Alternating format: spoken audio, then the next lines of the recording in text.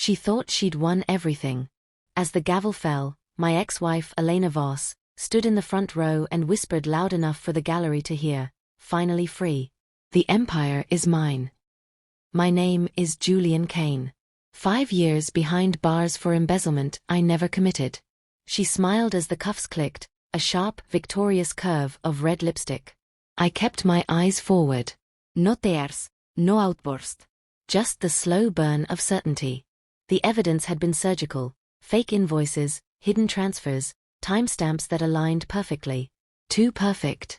She'd built the trap herself, then played the devastated partner on every news channel.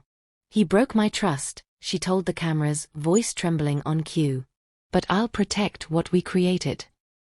We'd launched Kane Dynamics together in a cramped apartment, me coding through nights, her handling early pitches when the company was still a dream.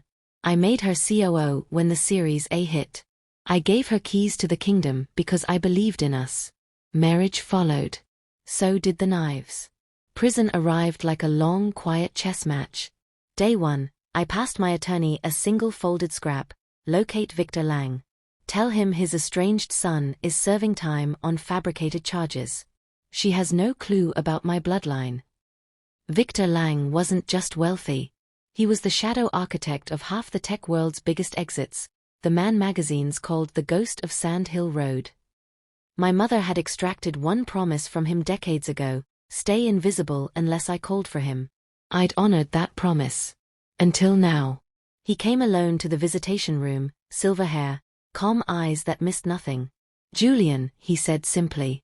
Then he placed a leather dossier on the table. Her complete map. Every alias, every shell, every dollar she thought was invisible. We didn't rush. We didn't shout. His network moved like smoke: quiet acquisitions, patient pressure. She'd quietly set up a strategic advisory boutique under her old name, diverting company cash. Victor's holding company. Swallowed it whole before she noticed the shadow on her trail. Loyal engineers she'd purged began feeding us fragments: altered code commits, deleted audit logs, frantic late-night emails. She was prepping a fire sale to an overseas conglomerate, planning to cash out and disappear with my former CTO, Marcus Reed, the man I'd once called my right hand. Then came the photo slipped under my cell door. No note. Just Marcus and Elena, arms entwined on a balcony at sunset, her head on his shoulder.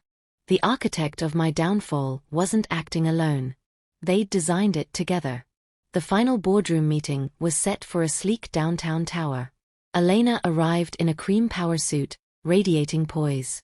Marcus trailed behind, carrying the closing binders, smirking like a man who'd already spent his share. I sat at the far end of the table, introduced as senior counsel for the acquiring entity. Dark suit, plain glasses, invisible. They didn't spare me a glance. The terms were eye-wateringly generous. She practically purred as pages turned. "This feels almost too easy," she said lightly. The lead attorney nodded. Just one signature on the final exhibit. She lifted the pen with theatrical grace, then froze. My name stared up at her in bold type: Julian Kane, controlling interest holder. Marcus leaned in, then recoiled as if burned. The room became very still. "You're not buying a company," I said, voice low and even. "You're returning it." Elena's pen clattered to the table. "This is impossible. You're in prison." I finished. Was. Early release for exemplary conduct. Funny how new evidence moves quickly when the right people ask. I placed a single folder between them. Transaction logs. Timestamps. Wirtrails. The private repo where Marcus had scripted the falsified entries. All signed, notarized, timestamped during their restructuring.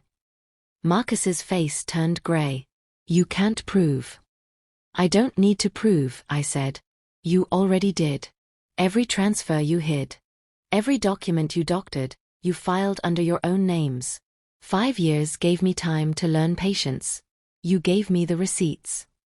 Elena tried to stand. Security stepped forward, calm, professional, requested in advance. No drama. Just finality. I looked at them both one last time. I didn't come for revenge. I came for what's mine. They left in silence, escorted to the elevators. Nos shouting. Nos reds. Just the soft click of the doors closing on the life they thought they'd stolen. Outside, the city kept moving. Inside, I finally exhaled. Some endings aren't loud. Some are simply absolute.